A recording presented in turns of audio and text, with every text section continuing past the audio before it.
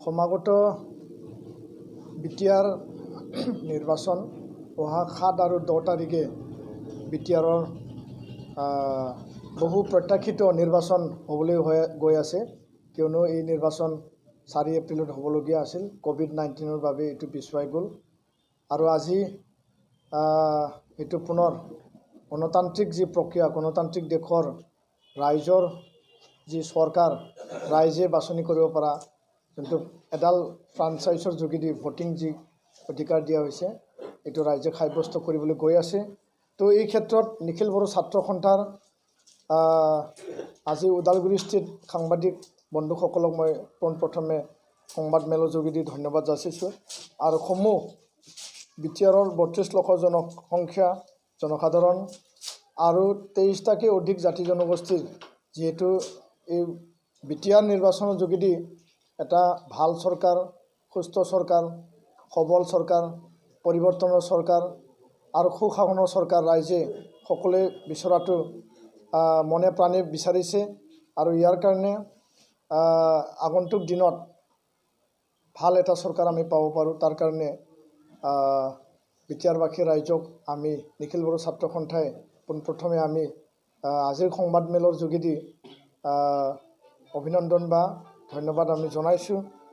প্ৰথম কথাটো হ'ল যে আমি কিয় ভোটদান কৰিব লাগে, সেই কথাটোলৈ যিহেতু আমি নিখিল বড়ো ছাত্ৰ সন্থা অৰাজনৈতিক ছাত্ৰ সংগঠন, জাতীয় সংগঠন, আৰু দ্বিতীয় কথাটো হ'ল যে আমাৰ মূল এজেণ্ডাবিলাক কি, কিয়নো 2020 27 জানুৱাৰীত দীঘলীয়া সংগ্ৰামৰ পাতনি মেলি সশস্ত্ৰ সংগ্ৰাম, গণতান্ত্ৰিক আন্দোলন এইটো ত্যাগ কৰি পেলাই শান্তি চুক্তি হৈ গ'ল আৰু আজি পোনপ্ৰথমে মই আহ্বান জনাব বিচাৰিছোঁ গণতান্ত্ৰিক প্ৰক্ৰিয়াৰ নিৰ্বাচন আয়োগ বা অসমৰ যি চৰকাৰ আছে যে আমাৰ এই যি নিৰ্বাচন, সেই নিৰ্বাচনটো সম্পূৰ্ণভাৱে স্বচ্ছ আৰু নিকা হয়, ফ্ৰী এণ্ড ফেয়াৰ আমি ইলেকশ্যন বিচাৰিছোঁ। 2 নম্বৰত কোনো যাতে হিংসাত্মক ঘটনা কাৰ্যকলাপ, নিৰ্বাচনী হিংসা যাতে ইয়াত নহয় বা কোনেও কৰিব নোৱাৰে। বৰ্তমান সময়লৈকে আজিৰ তাৰিখ এই সময়লৈকে বিভিন্ন জাগাত সৰু সুৰা হিংসাৰ মানে কাৰ্যকলাপ বা বিভিন্ন কাৰ্যকলাপ হোৱা আমি শুনিবলৈ পাইছোঁ। তো এইবিলাক যাতে প্ৰশাসনে সঠিক পদক্ষেপ লৈ পেলাই বা নিৰ্বাচন আয়োগে বা অসম চৰকাৰে সঠিক পদক্ষেপ লৈ পেলাই এইবিলাক নাইকিয়া কৰি দিব লাগে বা এইবিলাক যাতে বন্ধ হৈ যায় তাৰ কাৰণে ব্যৱস্থা ল'ব লাগে। 3 নম্বৰ কথাটো হ'ল যে আমি সকলোৱে শান্তিপূৰ্ণভাৱে এটা নিৰ্বাচন বিচাৰিছোঁ। তো শান্তিৰ বা অহিংসাৰ মাজেদি নিৰ্বাচনী প্ৰক্ৰিয়া সমাপ্ত হোৱাৰ পিছতো যাতে ভোটদানৰ সময়ত কাকো ভয় ভাবুকি দিয়া নহয়, নিৰ্ভয়ে কোনো ভয় আৰু শংকা নোহোৱাকৈ জনসাধাৰণে ভোটাধিকাৰৰ যি অধিকাৰৰ যি সাব্যস্ত কৰিব পাৰে, তাৰ কাৰণে আমি চৰকাৰ আৰু নিৰ্বাচন আয়োগক পদক্ষেপ ল'বৰ কাৰণে অনুৰোধ জনাইছোঁ বা আহ্বান জনাইছোঁ।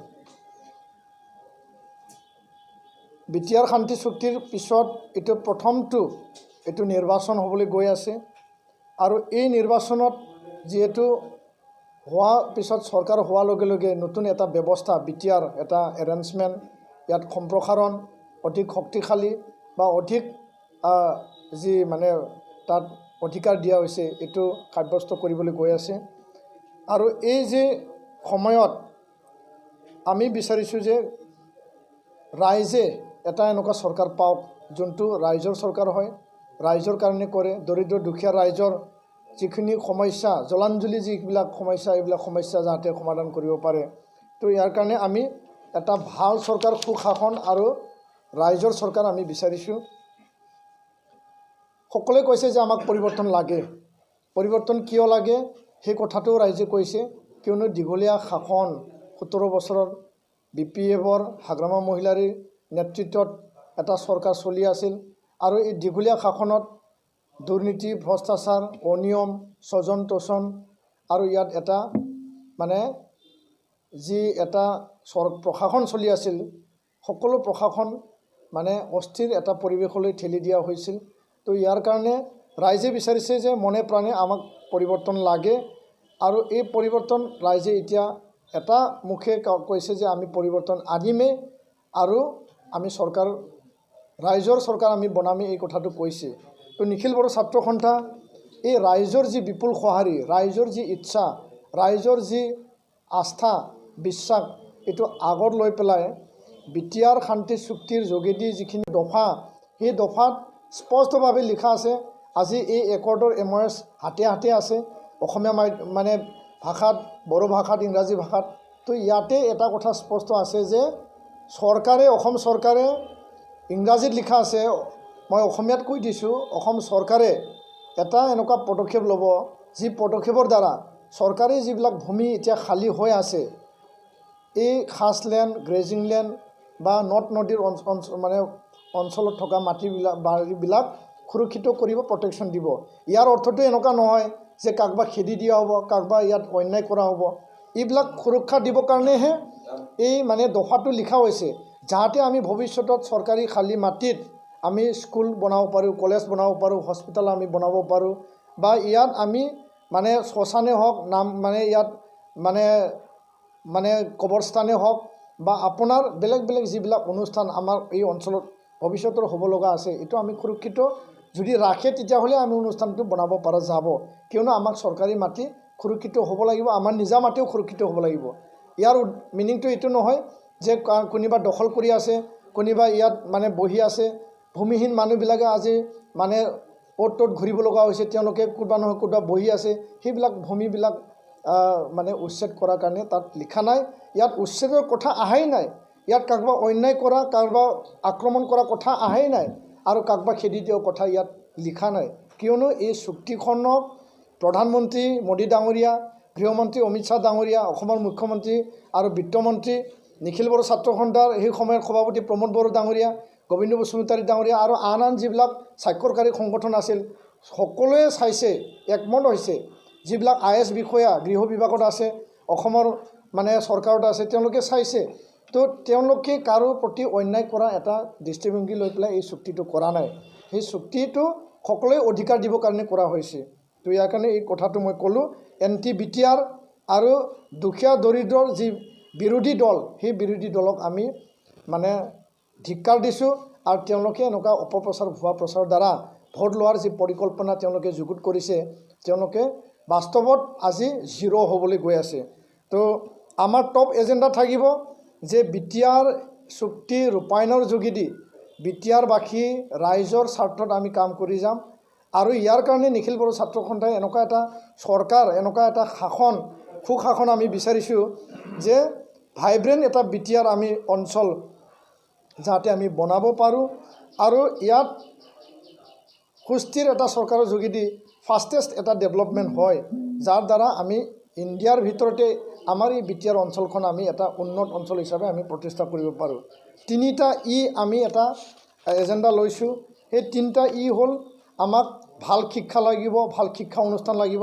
তাৰ কাৰণে 4খন বিশ্ববিদ্যালয়, 4খন মেডিকেল ইনষ্টিটিউট বা কলেজ, হস্পিটেল আমি পাইছোঁ, আৰু তাৰ লগতে আমি NIT পাইছোঁ, স্পৰ্টছ অথৰিটি অফ ইণ্ডিয়াৰ আমি ইয়াত শাখা আমি পাইছোঁ, আৰু তাৰ বাদেও ইয়াত ৰেলৱে ডাবা বনা কাৰখানা আমি পাইছোঁ, industry, factory, institute, hospital, college, এইবিলাক আমি সকলো অনুষ্ঠান প্ৰতিষ্ঠান আমি পাবলৈ গৈ আছোঁ। তো ইয়াৰ কাৰণে এডুকেশ্যন নাম্বাৰ 1, আমাক ভাল শিক্ষা লাগিব, ভাল শিক্ষা অনুষ্ঠান লাগিব। আৰু 2 নম্বৰত হ'ল এমপ্লয়মেণ্ট।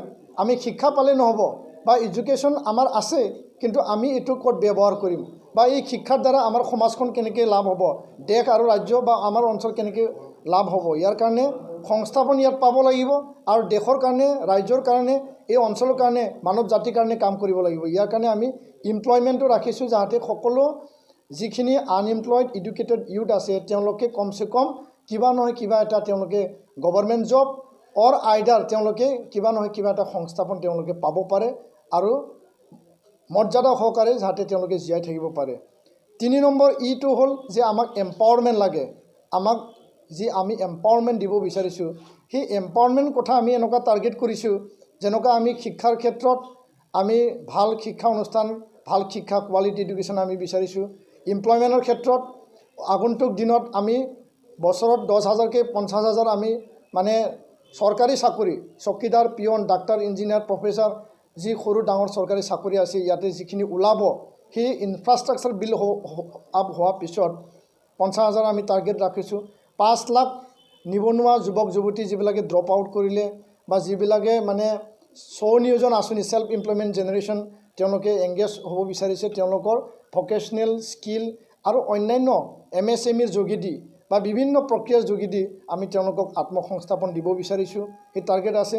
আৰু যোনটো এম্পাৱাৰমেণ্টৰ কথা কৈছে, ইয়াত আমি ৰাখিছোঁ যে প্ৰতিটা পৰিয়ালে তিৰপাল টাৰ্পলিন যিবিলাকৰ খেৰৰ ঘৰত আছে তেওঁলোকৰ এটা পকী ঘৰ থাকিবই লাগিব কম্পালচৰি, যাতে আমাৰ অঞ্চলখন দুখীয়া অঞ্চল হিচাপে আমি যোনটো ষ্টেটাছ আছে বেকৱাৰ্ড এৰিয়া হিচাপে এইটো আমি আপগ্ৰেড কৰিব পাৰোঁ। ইয়াৰ কাৰণে 1 মানে হাউচ হোল্ড আৰু 1 মানে টয়লেট আমাক কম্পালচৰি লাগিবই। ইয়াৰ কাৰণে আমি আগন্তুক চৰকাৰক এই ক্ষেত্ৰত কাম কৰিবৰ কাৰণে আমি তেওঁলোকক ৰিকমেণ্ড কৰিম। তাৰ বাদেও প্ৰতিটা আত্মসহায়ক গোট জইণ্ট লাইবিলিটি গ্ৰুপ যিবিলাক আমাৰ অঞ্চলত আছে 15-17 বছৰত তেওঁলোকৰ একাউণ্টত 10,000 টকাও পুঁজি নাই। আমি বিভিন্ন গোটবিলাকৰ লগত আলোচনা কৰিলোঁ। তো ইয়াৰ কাৰণে আমি ঠিক কৰিছোঁ আমাৰ মহিলাসকল অধিকাৰ অনুষ্ঠান প্ৰতিষ্ঠান ৰাইজৰ স্বাৰ্থত ৰাইজক বিলাই দিবৰ কাৰণে বা এই অঞ্চলৰ উন্নয়নৰ স্বাৰ্থত সম অধিকাৰ সম উন্নয়নৰ কাৰণে আমি নিখিল বড়ো ছাত্ৰ সন্থাই এইবাৰ ৰাইজে যিহেতু পৰিৱৰ্তন বিচাৰিছে আৰু এই শান্তি চুক্তি আমি চিধাচিধিকে ইয়াত জড়িত আছিলোঁ আৰু শান্তি চুক্তিৰ পিছত যিহেতু আমি প্ৰথমবাৰৰ কাৰণে নিৰ্বাচন পাবলৈ গৈ আছোঁ, তো আমি আহ্বান জনাইছোঁ সকলো ৰাইজক বিনম্ৰতাৰে, সকলো ৰাইজক আন্তৰিকতাৰে যে আপোনালোকে শান্তিৰ কাৰণে, পৰিৱৰ্তনৰ কাৰণে, সম অধিকাৰৰ কাৰণে আপোনালোকে ভোটদান দিয়ক আৰু সকলো ৰাইজক নিৰ্ভয়ে স্বচ্ছ আৰু নিকা যি নিৰ্বাচন হ'বলৈ গৈ আছে নিৰ্ভয়ে আপোনালোকে ভোটদান দিয়ক আৰু যিমান সংখ্যক পাৰে ৰাইজক মই আপোনালোকক আহ্বান জনাইছোঁ যে ভোটৰ সংখ্যা বাঢ়িব লাগে, তেতিয়াহ'লে গণতন্ত্ৰ সবল হ'ব, গণতন্ত্ৰ শক্তিশালী হ'ব আৰু গণতান্ত্ৰিক দেশত ৰাইজৰ যি এইটো অধিকাৰ ভোটাধিকাৰ এইটো আটাইতকৈ এটা শক্তিশালী অধিকাৰ। সেই অধিকাৰ আমি নিজৰ চৰকাৰ বনাবৰ কাৰণে সকলোৱে আগবাঢ়ি আহিব লাগে আৰু 7 আৰু 10 তাৰিখে শক্তিশালী ৰূপত গণতন্ত্ৰক আপোনালোকে মজবুত কৰক আৰু এই মজবুতি আপোনালোকক পৰিৱৰ্তন আৰু শান্তি সম অধিকাৰ আপোনালোকক আনিব। 2 নম্বৰ কথাটো হ'ল যে ইয়াত অপশাসন দাদাগিৰি, ইয়াত স্বজন তোষণ, ইয়াতে দুৰ্নীতি হৈছে। CAG ৰিপৰ্টে বিতংভাৱে কৈছে ইয়াত সম্পূৰ্ণৰূপে প্ৰশাসন ব্যৱস্থা অস্থিৰ হৈ পেলাইছে, ইয়াত দুৰ্নীতি হৈছে। গ্ৰাম উন্নয়ন আপোনাৰ IY ঘৰৰ পৰা লৈ পেলাই জব কাৰ্ডৰ পৰা লৈ পেলাই বৃদ্ধ পেঞ্চন, বিধৱা pension, ration card, self help গ্ৰুপৰ NRLM SRLM যি স্কিম আঁচনি আছে তাৰ নামত ফেডাৰেশ্যন CRP-বিলাকে যি ৰূপায়ণ কৰে ইয়াতো দুৰ্নীতি হৈছে। আঁঠুৱা কম্বল খুটা স্প্ৰে মেচিন ছাপ্লাই দা কোঠাৰ ছাপ্লাইৰ নামত সম্পূৰ্ণৰূপে 150 টকা 200 টকাৰ আঁঠুৱা কম্বলটো 2200-3000 টকাত কিনা হৈছে আৰু ৰাইজক আঁঠুৱা কম্বল খুটা দি পেলাই বছৰ ধৰি বছৰ ভোট লোৱাৰ যি প্ৰক্ৰিয়া, যি অপচেষ্টা আজিৰ তাৰিখত পুনৰ আমি দেখিবলৈ পাইছোঁ। এই নিৰ্বাচনৰ সময়ত কেছ ফৰ ভোট এইবালি মানে বয় বস্তু বিতৰণ কৰা আমি বেছি দেখা নাই, কিন্তু পইচা বিতৰণ কৰি পইচা দি পেলাই ভোটাৰক আকৰ্ষণ কৰি ভোটাৰ ৰাইজক এটা আভুৱা ভৰাই পেলাই ভোট লোৱাৰ যি অপচেষ্টা, গণতন্ত্ৰক হত্যা কৰা যি অপচেষ্টা, গণতান্ত্ৰিক প্ৰক্ৰিয়াক ধ্বংস কৰা যি চেষ্টা আমি এইটো দেখিবলৈ পাইছোঁ আৰু তাৰ দ্বাৰা কোনো জাতি জনগোষ্ঠীৰ লাভ নহয়। সকলো জাতি জনগোষ্ঠী ইয়াৰ দ্বাৰা বৃহৎ এটা লছ হ'বলৈ গৈ আছে আৰু ৰাইজে বুজি পাইছে যে আমি পইচাৰ বিনিময়ত এইবালি ভোট নিদিওঁ। আমাক মনে প্ৰাণে আমি বিচাৰিছোঁ যে পৰিৱৰ্তন, আৰু এই পৰিৱৰ্তনে আমাক ভৱিষ্যতত সকলো জাতি জনগোষ্ঠীৰ ভাষাৰ ক্ষেত্ৰত হওক, মাধ্যমৰ ক্ষেত্ৰত হওক, ধৰ্মৰ ক্ষেত্ৰত হওক আৰু উন্নয়নৰ ক্ষেত্ৰত হওক বা মাটি বাৰী অধিকাৰৰ ক্ষেত্ৰত হওক সকলোৱে বিচাৰিছে আমাৰ সমস্যা সমাধান হওক। তো ইয়াৰ কাৰণে যি NTPTR যি কেম্পেইন কৰি পেলাই ভোট লোৱাৰ যি অপচেষ্টা, মাটি বাৰীক অধিকাৰক লৈ পেলাই যি ভোট লোৱাৰ অপচেষ্টা, নিখিল বড়ো ছাত্ৰ সন্থা আমি স্পষ্টকৈ ক'ব বিচাৰিছোঁ আমি ৰাইজক প্ৰতিশ্ৰুতি দিছোঁ, আশ্বাস দিছোঁ আৰু আনপিনেদি আমি গেৰাণ্টিও দিব বিচাৰিছোঁ যে BTRত 32 লক্ষ জনসংখ্যা, 23টাকৈ অধিক জাতি জনগোষ্ঠী ইয়াত যিসকল বসবাস কৰি আছে এই 6ষ্ঠ অনুসূচিত সংগঠিত আইনৰ মতে বা এই যি ব্যৱস্থা এৰেঞ্জমেণ্টৰ যোগেদি সকলো জাতি জনগোষ্ঠীয়ে ই ট্ৰাইবেলে হওক নন ট্ৰাইবেলে হওক সকলোৱে মাটি বাৰী অধিকাৰ 100% তেওঁলোকৰ অধিকাৰ ইয়াত থাকিব। ভৱিষ্যততো থাকিব, আজিলৈকে আছে। কোনো চৰকাৰ, কোনো ব্যৱস্থা, কোনো প্ৰশাসনে কাৰো ওপৰত অন্যায় কৰিব নোৱাৰে। আৰু এই ক্ষেত্ৰত নিখিল বড়ো ছাত্ৰ সন্থা আমি এই অঞ্চলৰ বা বিটিআৰৰ গাৰ্জেন সংগঠন হিচাপে আমি ৰাইজক আস্থা, বিশ্বাস আৰু গেৰাণ্টি আমি দিব বিচাৰিছোঁ। সকলোৰে মাটি ইয়াত 100% সুৰক্ষিত থাকিব। সুৰক্ষিত দিয়া স্বাৰ্থত আগন্তুক বিটিআৰ যি নতুন চৰকাৰ হ'ব, সেই চৰকাৰে কাম কৰি যাব। আৰু ইয়াৰ কাৰণে ৰাইজক আমি আহ্বান জনাইছোঁ যে বিটিআৰ চুক্তিৰ 7.2 দফা মতে ইয়াত মাটি বাৰী কাঢ়ি লোৱা হ'ব। মাটি বাৰীক মানে কাঢ়ি পেলাই টালি টপলা বান্ধি খেদি দিয়া হ'ব। যি ইমান মানে এটা ভুৱা প্ৰচাৰ, ইমান এটা মানে ৰাইজক মানে এটা আভুৱা ভৰা এটা প্ৰচাৰ প্ৰপাগাণ্ডা যি কৰিছে, এইটো কোনো ভাল মানুহ, কোনো ভাল দলে, ৰাইজৰ দলে এইটো কৰিব নোৱাৰে। যি দলে সুবিধাবাদী দল, যি মানুহে সুবিধাবাদী মানুহ আৰু যি দল আৰু চৰকাৰক সুবিধাবাদী মানুহে নেতৃত্ব দিছে, সেই সুবিধাবাদী দল আৰু এই সুবিধাবাদী মানুহবিলাকে আজি ৰাজনীতি গাদী আৰু এই শাসন পোৱাৰ মানে স্বাৰ্থত এইবিলাক ভুৱা প্ৰচাৰ চলাই পেলাই ৰাইজৰ পৰা যিমান ভুৱা প্ৰচাৰ বিক্ৰী কৰিব পাৰে তেওঁলোকে বিক্ৰী কৰি আছে আৰু বিক্ৰী কৰি এই পৰ্যন্ত পাইছে। ৰাইজে একেমুখে কৈছে যে আমি কাৰো ভুৱা প্ৰচাৰ অপপ্ৰচাৰত আমি নাযাওঁ। সকলোৱে কৈছে যে আমাৰ বিশ্বাস আৰু আস্থা এই অঞ্চলৰ মানুহৰ লগত আছে আৰু আমি সমন্বয়েৰে শান্তিৰে বসবাস কৰিব বিচাৰিছোঁ, এই কথা কৈছে। আৰু তেওঁলোকে যিমানখিনি দাবীবিলাক আছিল জাতিক লৈ পেলাই, নিজৰ জনগোষ্ঠীক লৈ পেলাই, এই দাবীবিলাক তেওঁলোকে আমাৰ লগত বহিছে, প্ৰমোদ বড়ো ডাঙৰীয়াৰ লগত বহিছে। তেওঁলোকে এই দাবীবিলাক পূৰণ কৰাৰ স্বাৰ্থত 17 বছৰে যিহেতু এই দাবী পূৰণ নহ'ল, তেওঁলোকে অতি বাট চাইছিল। 17 বছৰত সংগঠনক মাতি নিয়া হৈছে, কেতিয়াবা সংগঠনবিলাকক আশ্বাস বিশ্বাস দিয়া হৈছে যে আমি এইটো কৰিম, এইটো কৰিম। আৰু এই সংগঠনক যেতিয়া মন যায় মাতে, যেতিয়া মন নাযায় মাত নামাতে। আৰু সমস্যা সমাধানৰ কাৰণে একো মাত নামাতে। সমস্যা সমাধানৰ যদি কথা কয়, সেই সংগঠনবিলাকে আমাক আপত্তি কৰিছে যে হাগ্ৰামা মহিলাৰী ডাঙৰীয়াই সমস্যাৰ প্ৰতি সি কেতিয়াও মনোনিৱেশ কৰা নাছিল আৰু মনোনিৱেশ কৰি অহা নাই। আৰু এই সমস্যা কেনেকৈ সমাধান কৰিব পাৰে তাৰ কাৰণে সি কেতিয়াও যত্ন নল'লে।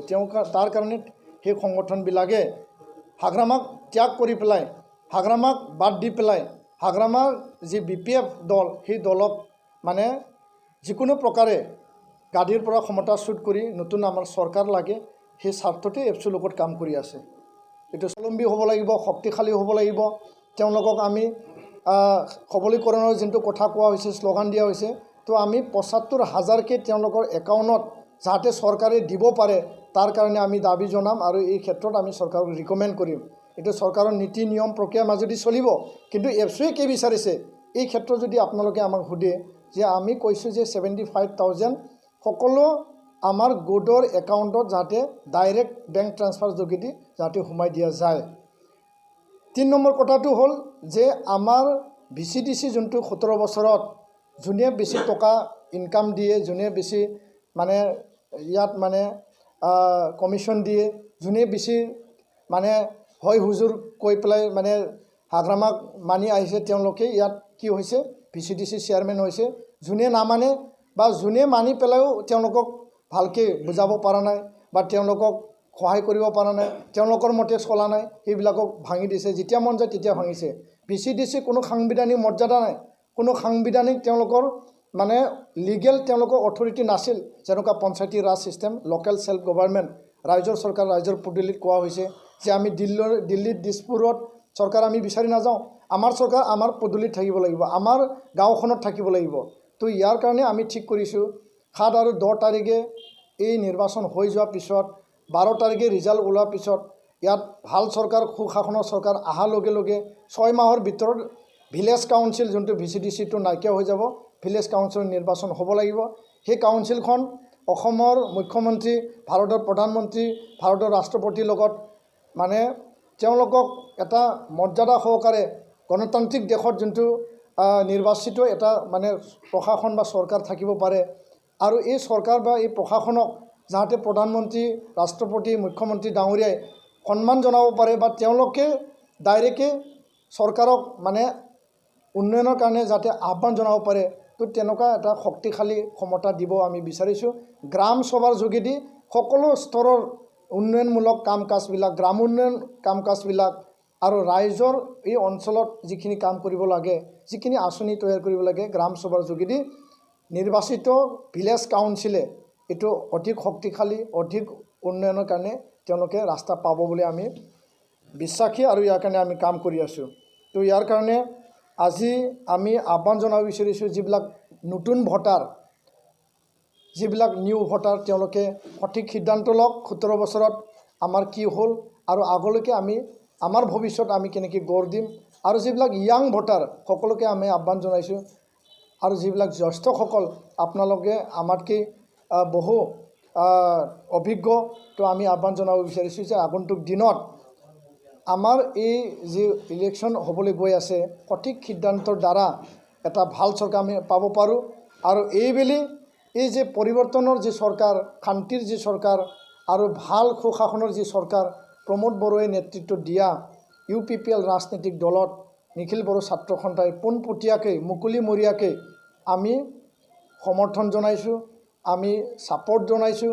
আৰু ভাল চৰকাৰ আনিবৰ কাৰণে যিখিনি কৰণীয় কাম আমাৰ সংবিধানৰ গণ্ডিত থাকি আমি সকলো স্তৰৰ আমি কাম কাজ চলাই গৈছোঁ। আৰু এই সকলো প্ৰক্ৰিয়াক ভাল পাই পেলাই আজি 16টাকৈ ছাত্ৰ সংগঠন, জাতীয় সংগঠন, সামাজিক সংগঠন BTR অঞ্চলত আমাৰ লগত একেলগে কাম কৰি আছে। এই কথা মই আজি ৰাইজক স্পষ্টভাৱে আপোনালোকক কৈছোঁ। আৰু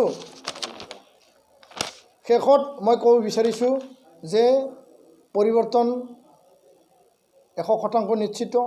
আৰু 40টা সমষ্টিত আগন্তুক দিনত প্ৰমোদ বড়োৰ নেতৃত্বত নতুন এটা চৰকাৰ হ'বলৈ গৈ আছে। কিয়নো ইয়াত BPFৰ বিকল্প ৰাষ্ট্ৰীয় দল নহয়, ইয়াত BJP, কংগ্ৰেছ, AUDF বা আপোনাৰ GSP নহয়। এই BTRখন আমাক ইয়াৰ কাৰণে দিয়া হৈছে, এই এৰেঞ্জমেণ্ট আমাক ইয়াৰ কাৰণে দিয়া হৈছে যাহাতে আমাৰ এই অঞ্চলৰ উপ আঞ্চলিক দল বা এই অঞ্চলত যিবিলাক আমাৰ নেতা আছে বা যিবিলাক আমাৰ নেতৃবৃন্দ আছে, তেওঁলোকে ৰাইজৰ স্বাৰ্থত যাতে এটা শাসন প্ৰশাসন বা চৰকাৰ এটা চলাব পাৰে। ৰাষ্ট্ৰীয় দলে নিৰ্বাচন খেলিবৰ কাৰণে মানে MP বা MLA বিভিন্ন তেওঁলোকৰ স্ক'প আছে। আৰু আমি ইয়াৰ কাৰণে স্পষ্ট ভাষাৰে ক'ব বিচাৰিছোঁ যে ইয়াত আঞ্চলিক দল, উপ আঞ্চলিক দলে চৰকাৰ বনাব।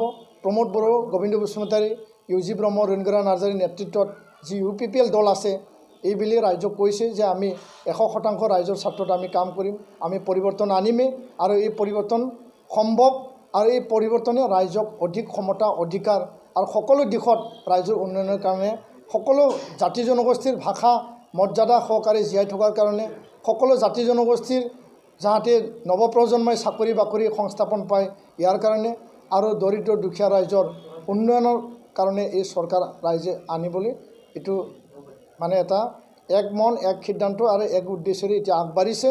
আৰু মই স্পষ্ট কৈছোঁ যে পথাৰত দৰিদ্ৰ দুখীয়া ৰাইজৰ খেতি পথাৰত হাল মাৰি শস্য উৎপাদন কৰি, ধান খেতি উৎপাদন কৰি ঘৰলৈ ধান অনা হ'ল। এতিয়া এই ট্ৰেক্টৰৰ যি ছবি, সেই ট্ৰেক্টৰে মানুহৰ, ৰাইজৰ, দৰিদ্ৰ দুখীয়া সকলো ৰাইজৰ সকলো স্তৰৰ জীৱন প্ৰাণ সেই ট্ৰেক্টৰে পাই উঠিছে। আৰু ৰাজপথত ওলাই পেলাই অহা 12 তাৰিখে সেই চৰকাৰ বনাবলৈ গৈ আছে। আৰু 40টা সমষ্টিত 30তকৈ অধিক সংখ্যক মানে চিট পাই পেলাই UPPLৰ চৰকাৰ হোৱাটো নিশ্চিত।